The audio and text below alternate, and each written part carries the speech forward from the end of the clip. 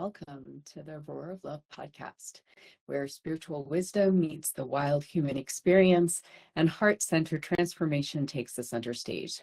Hosted on Sacred Lights each week, we will explore deep truths, the spiritual path, and the power of love to awaken and heal. Let's get started. Today, we're going to be talking about the spiritual power of beauty and how it can be a pathway to presence and devotion and truth. And so with so much commercial emphasis on beauty in our world, it often gets relegated to conversations about vanity, superficiality, and even oftentimes gets put very close to dysfunction. Beauty is an industry. And, in order to engage with it, we might be thought of as needing to conform or commodify ourselves and into some way become less of ourselves. So there are whole groups of people that are either pro or con beauty in all of its forms. Some people would say that any effort is a falsehood, and that if what we're doing requires effort, whether it's cutting our lawn or painting our nails, then it's basically a sellout. It's some way that we've shortchanged, we've disconnected again from the essence of who we are, from the totality of who we are, the full expression of who we are, in order to make that actually smaller to fit this box of beauty. And on the other hand, there are people who live in the prisons of perfection. So they're unable to feel comfortable on a well-worn sofa. They can't see the beauty in a disheveled morning head of hair. So these people are stuck instead in this place of that, like, everything needs to be perfect, that there's an external ideal. And that if we don't achieve that external ideal, then that's the problem. So, but for me, the conversation about beauty is much deeper than this type of conversation. Beauty is about at the core of my expression. It's a very, very important element. And beauty is about the way that we allow the divine to manifest in the here and now. So beauty, for me, is about a way that we allow the divine to manifest in the here and now. So beauty and truth could be comparable. They could be said as the same thing. So what, in my view, perhaps to bring something into a place of beauty is to bring it into truth. And one of the reasons that this gets so challenging, we're going to talk about this a little bit more, is because of all of those overlays. So somebody hears something like this and they're like, but what if the person doesn't meet a standard view of beauty? Or what if that thing is, not beautiful to everyone? But this isn't actually the dialogue. The conversation that I'm inviting you into is about beauty being an expression of, a way of bringing out and calling forward the essence of what something is.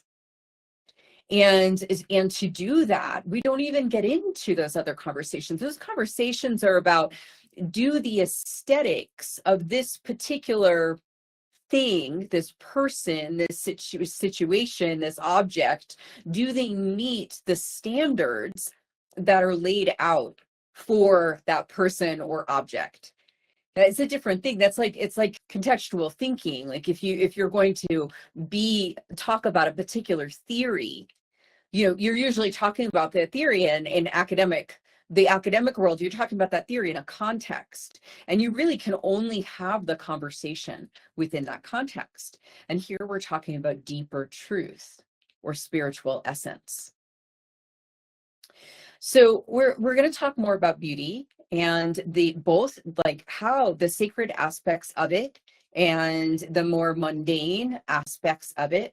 But before we go further, I would like to share a piece that I wrote recently on beauty. And this is to share a little bit of my own journey with beauty, and then also of how powerful I believe it is. So the piece is called On Beauty. I was over 40 years old before I realized that I was beautiful. Right about the time many people might believe that beauty in a woman begins to fade.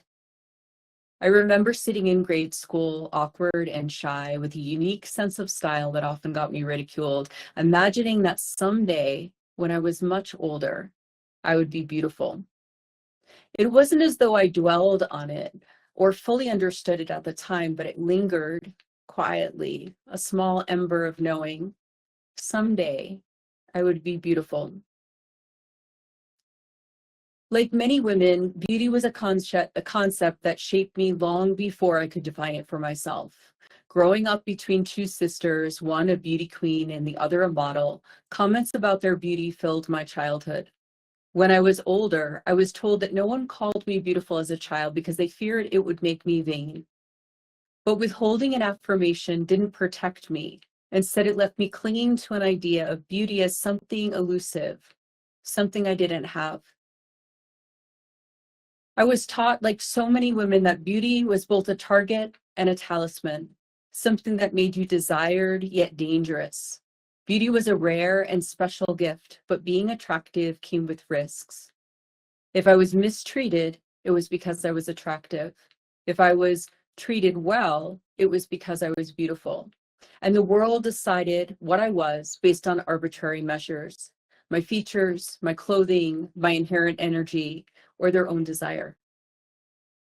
To make things even more complicated, I was also taught that attractiveness measured beauty, creating a vicious circle of proof and doubt. As a young girl, I watched the women around me obsess over beauty, unable to see themselves clearly. It was made clear that beauty was a measure of my worth as a woman. And for a time, I rejected that script outright. I butchered my hair, shopped at thrift stores, avoided mirrors for years. I didn't want beauty to matter. I wanted to escape the exhausting pressure of whether I was or wasn't beautiful.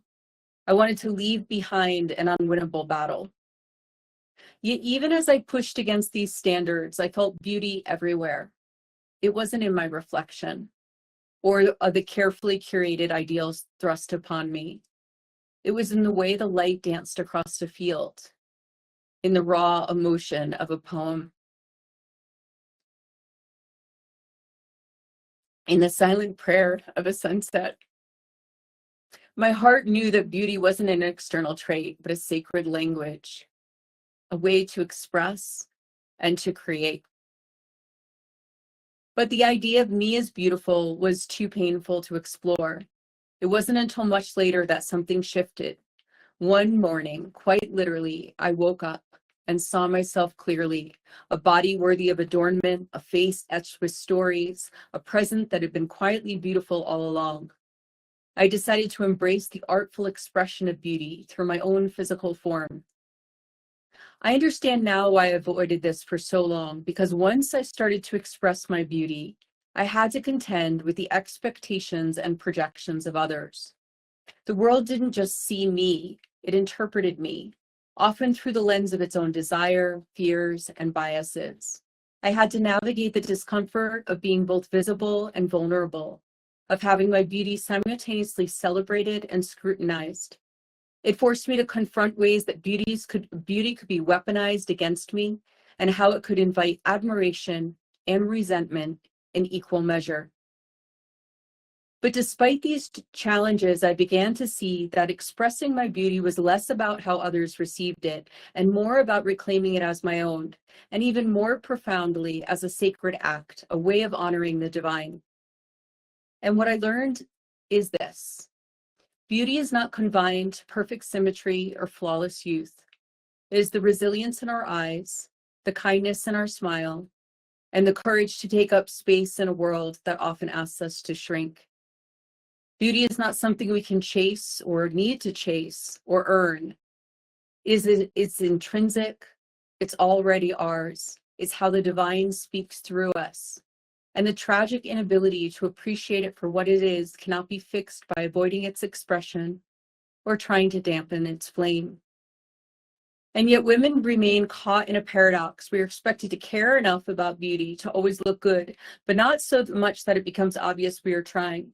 We're asked to be effortlessly lovely as if beauty is an accident of existence rather than the result of care, cultivation, and self-respect.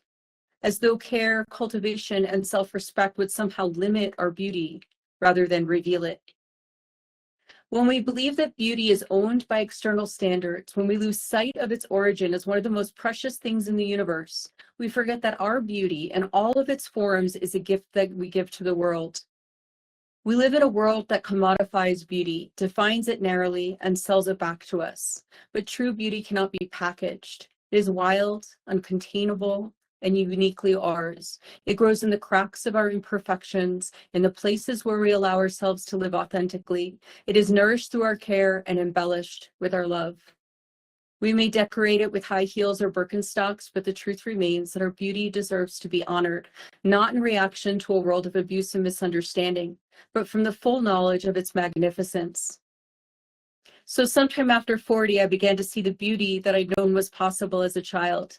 The beauty she somehow knew was not about how I looked or how the world responded to me, but rather a result of a courageous heart, willing to bring the sacred feminine into being, right here and now, whenever, and as much as possible.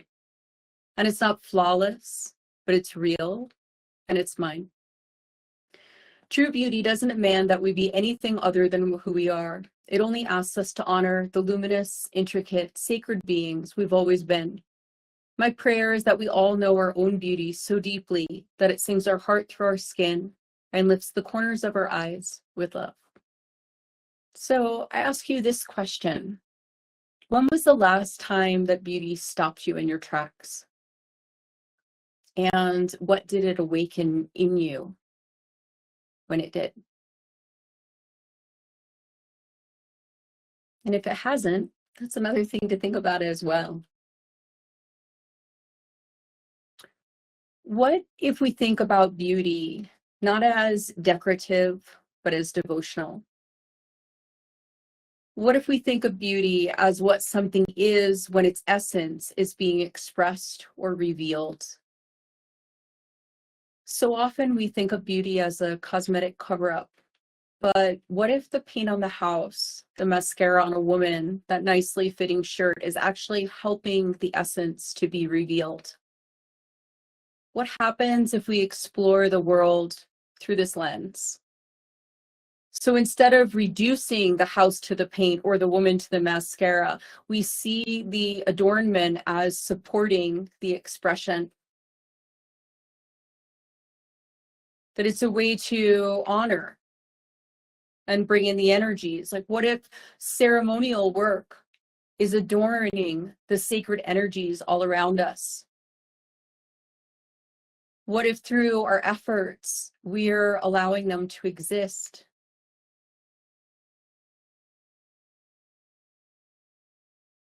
And so then when we come back to this human view again, this view that I was talking a little bit about in this piece, what if we start to see our own relationship as beauty, not so much as judging whether something is or is not beautiful by that box, by those standards, but rather as an opportunity to bring out the beauty that is there, to adorn it through the way that we see or how we act. What if we're facilitators of beauty? And being facilitators of beauty, this is a sacred act. So this starts to reframe the conversation about beauty. And in the piece that I was sharing, there's two threads that I think are very clear.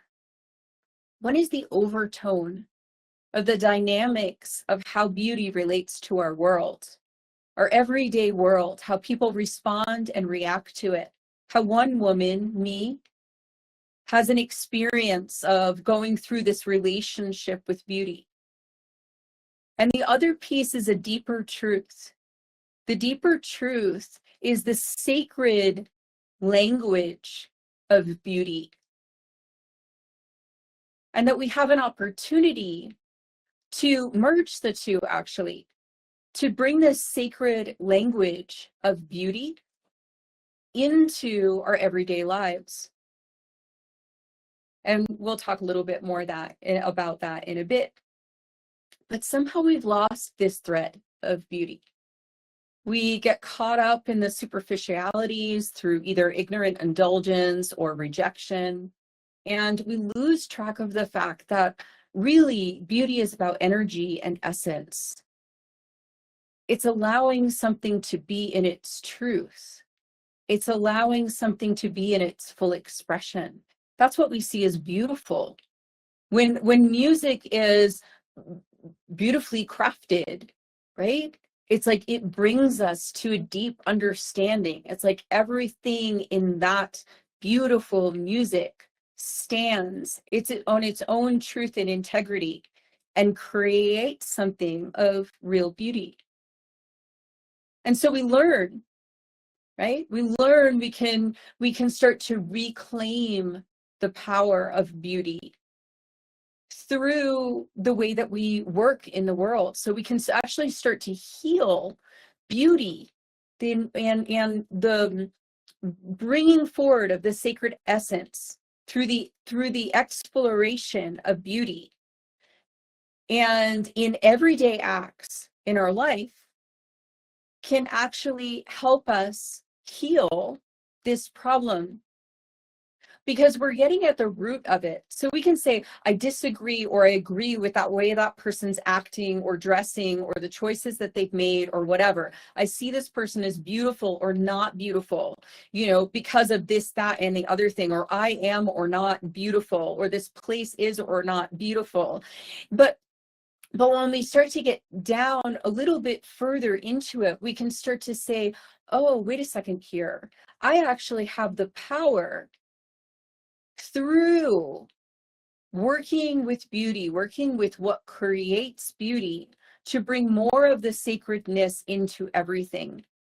And I can actually relate to my world, myself, others, in this way that starts to manifest or to bring forward more of the essential nature of something, more of the beauty of something. So we can start to reclaim this power through the power of beauty, with the power of the sacred essence, the power of truth. We can start to reclaim this through all sorts of things, through textures, through color, through rhythm, through movement, through care, through love, how we adorn ourselves, the way that we take care of our home, how we make our home, our yard, how we engage with parts of the world. All by starting to understand and engage with the practices around, what does beauty really mean? What if beauty really means this drawing forward, this drawing out, this adornment of or expression of what is true, of what is sacred?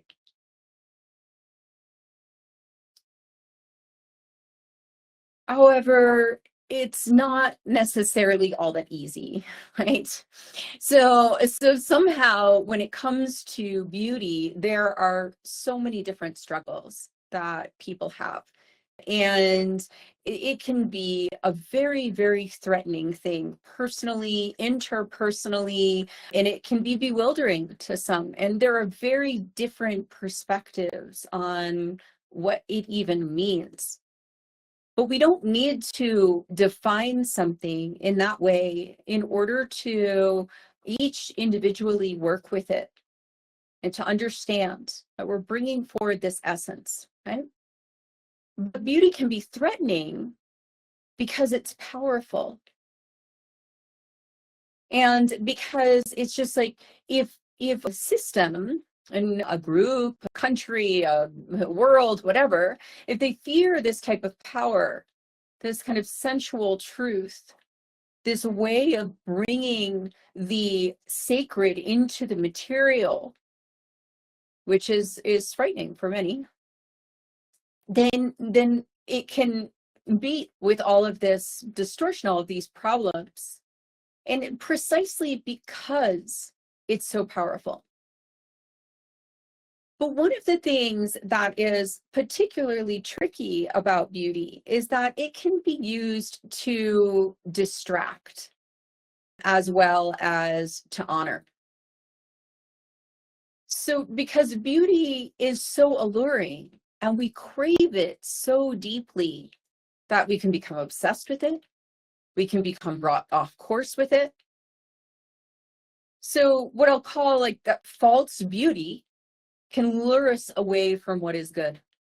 This is something we know, right? Like, think of the beautiful woman who draws the man away from his partner, right? This is like classic story of like how beautiful, a beautiful woman, but beauty entrances us. Think about the stories that they have of like the beautiful object that calls so much attention to itself that the person loses sight of what's around them.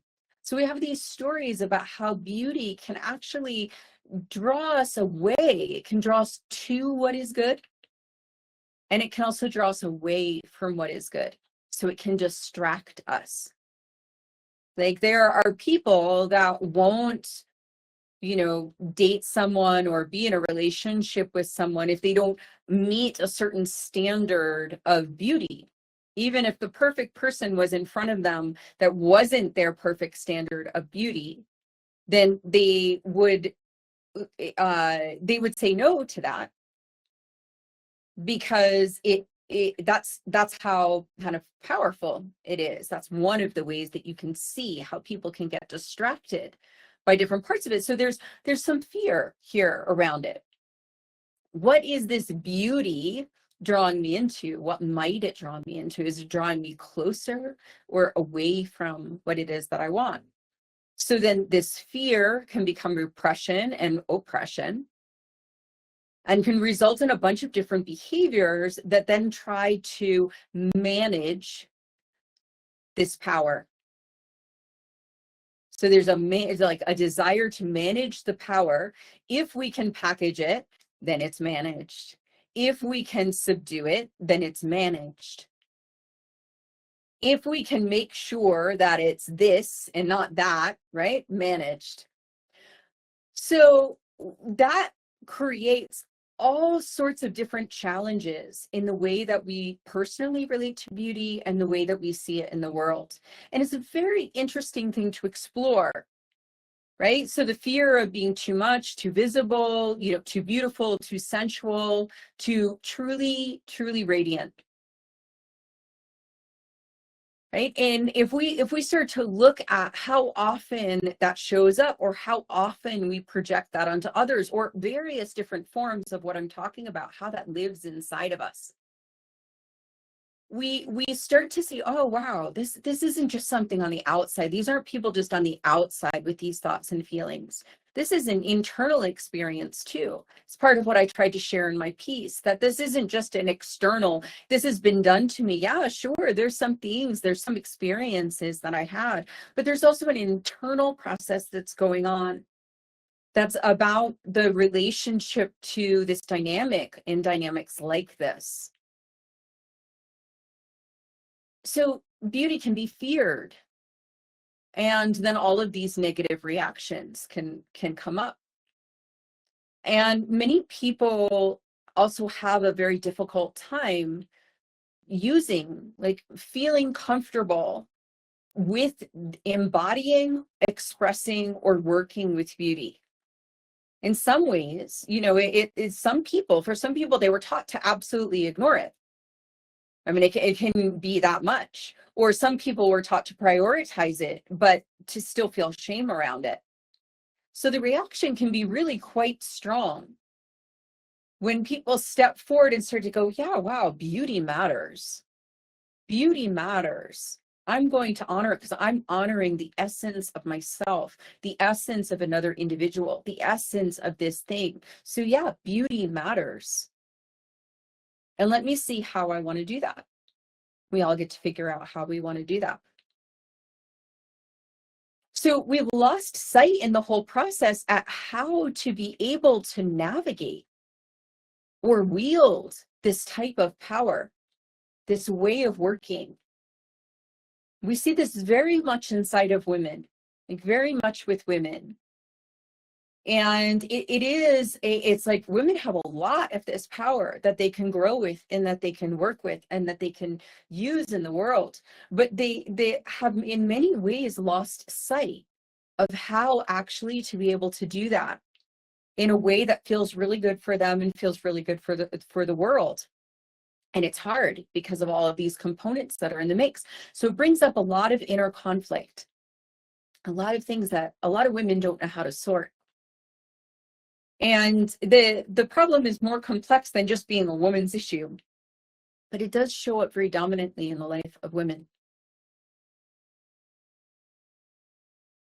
So we can learn how, I was mentioning this before, but we can learn how to work with beauty and to support its sacred essence by welcoming it into our spiritual practice or living a beautiful life as a spiritual practice. So why do I say this right now? So in talking about all the different pieces and the potential problems that are there, or challenges in working with this piece, this is a healing opportunity. This is a healing movement. This is something that we can do every day that not only feels good, but it helps to bring more of the divine in on a regular, daily, everyday basis. But it also helps to heal all of the problems that I was talking about. So as we practice in large and small ways, bringing more beauty into this world, then we start to heal some of the problems that are out there, some of these distortions, some of these different ways, and we start to get answers to some of the questions that we've lost sight of. So we're able to understand more about beauty and how to work with it in a way that allows it to do what it does, bring in the expression of divine essence, help to bring the truth into this world. If we practice it in all sorts of ways inside of our life, so this can be intentionally through the way that we dress or beautifying our environment. I always love to have fresh flowers, the way that we cook or we approach food, any of these things, clean, keeping our spaces clean, having altars, like looking at adornment, acts of devotion. All of these things are ways that when we practice it, it allows for a more beauty to flow in the world, more beauty to flow through us. And then for us to understand some of the aspects of beauty, our blocks, our resistances, the challenges, what's possible, what it is that we might be able to create. And when we do that, we grow, we learn, we allow this to exist more in the world.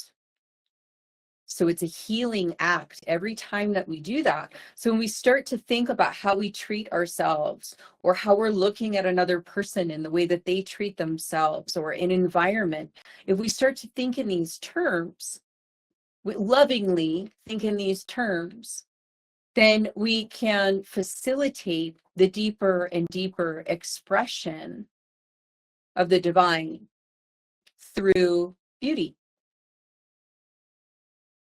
So I encourage you, from this point, to add a little more beauty into your life, to see where you might be able to expand that. And if you can, large and small ways that you can do that.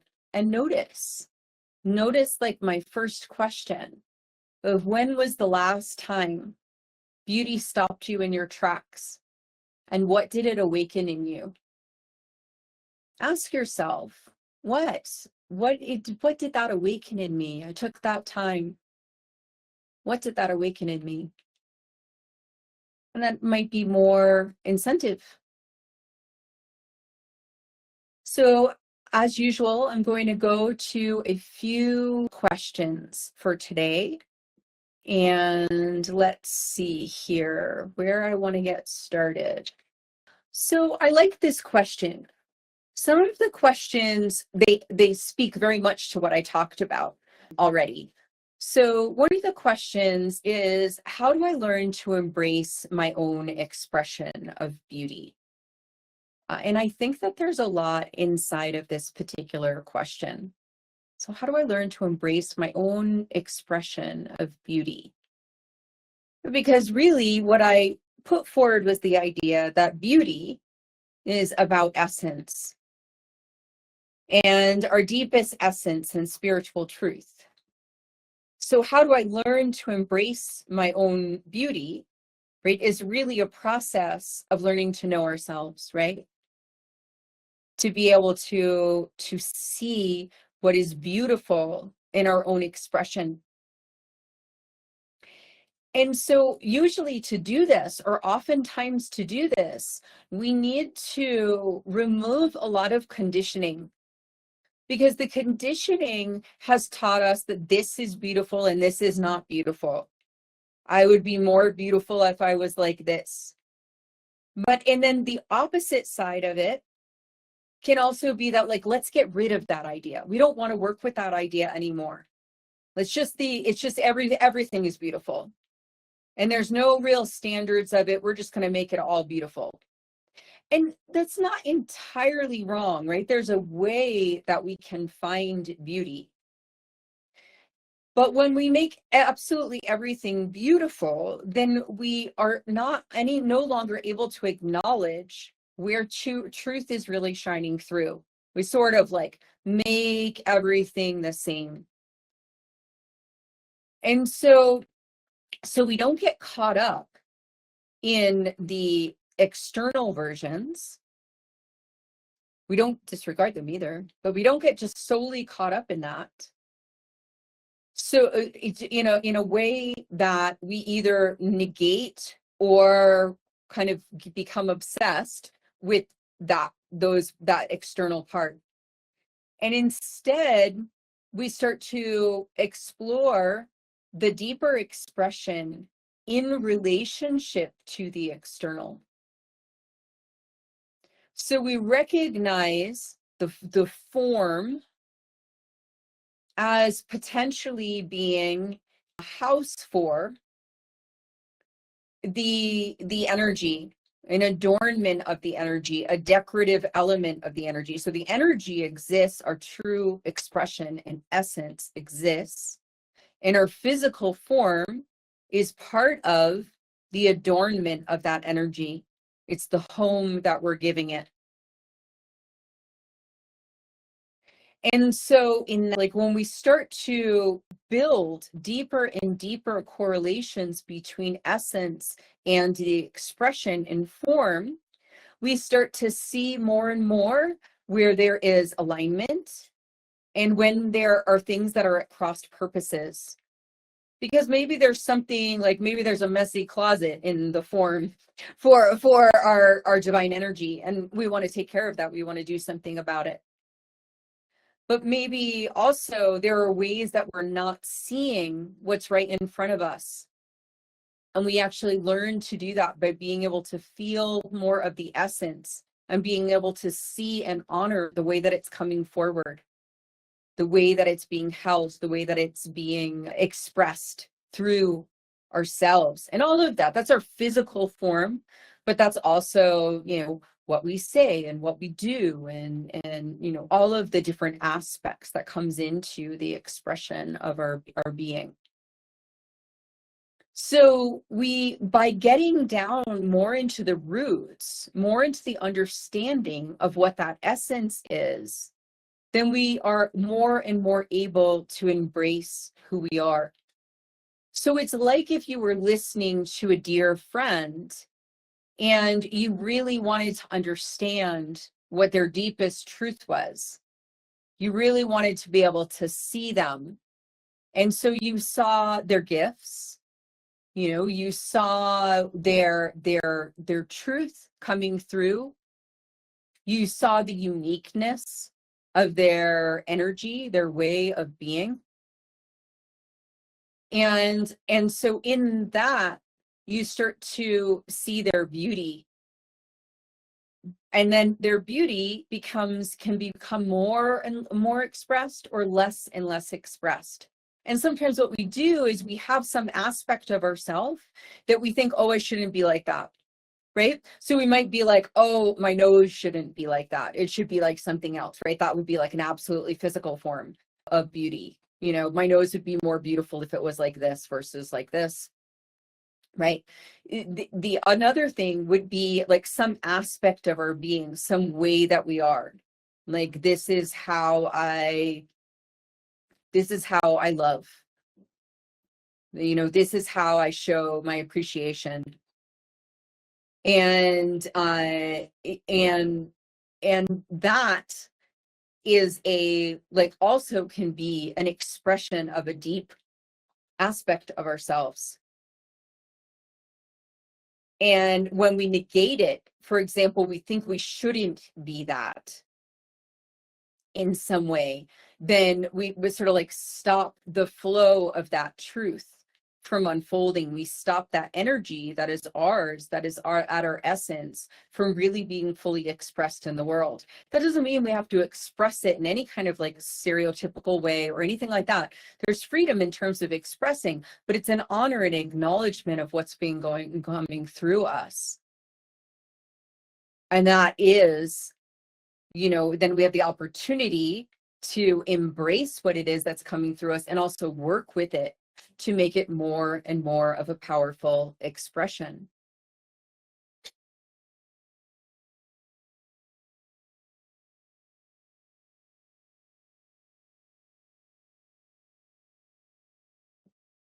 Just checking to see if there were any additional questions. I'll do one more question.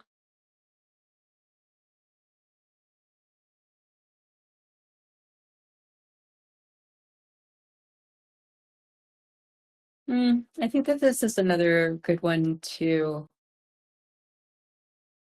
I think, you know, it can be kind of simplistic after everything we've been talking about, but I think it's a nice way to wrap up, which is it spiritual if I want to be seen as beautiful? And so I'd ask you to just think about that for a moment right now, because after everything that I've said, what would your answer be? You know, is it spiritual to want your, you know, your divine essence to be seen and to have its full expression in our world? And, you know, so that seems like a pretty obvious answer, right? That our, you know, to be seen as beautiful as our essence is of course something that is spiritual. In fact, one could say that that's like a spiritual calling in and of itself, is to be that beautiful expression. And part of life in relationship is to have that reflected back to us, so to be seen as being beautiful, right? So there's the purity of expression, of just the expression of it, but there's the mirroring, which is relationship, which is also to be seen in that form. And so both aspects of that, the expression, you know, just of its own, the purity of the expression and the relational being seen, are very, very powerful types of spiritual wisdom. So if we talk about, you know, is it like I want to be seen as beautiful? Like, is it spiritual for me to want my externals to be seen as beautiful? I want to be an attractive person. I want to be, you know, in that way. I want to be seen as someone who is attractive.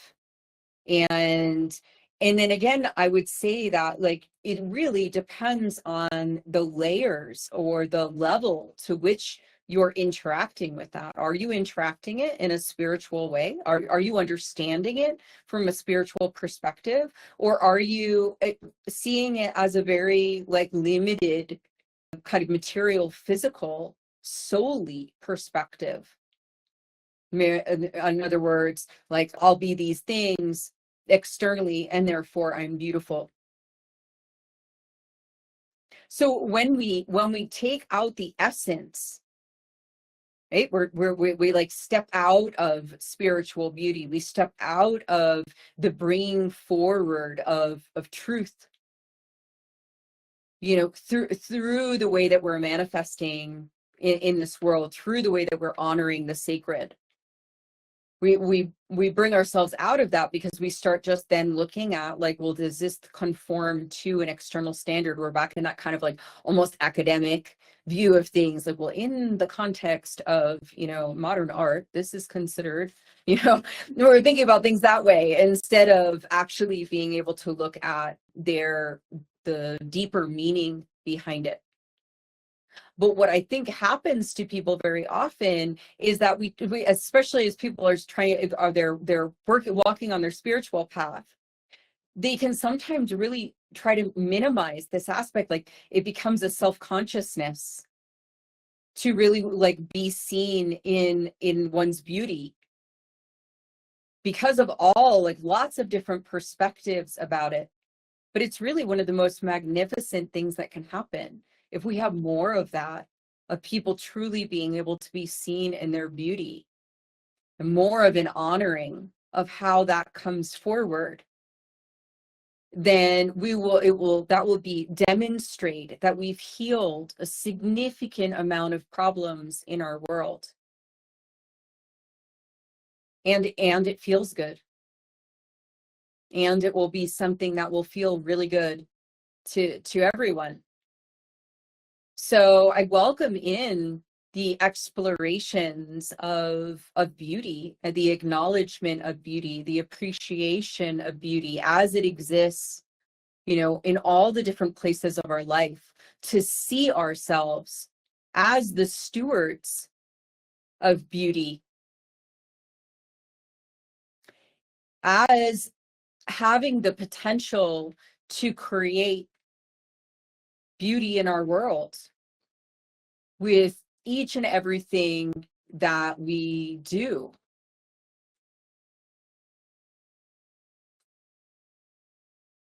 And reclaiming some of this sacred power. We could say sacred power of the goddess, of bringing it back into our world.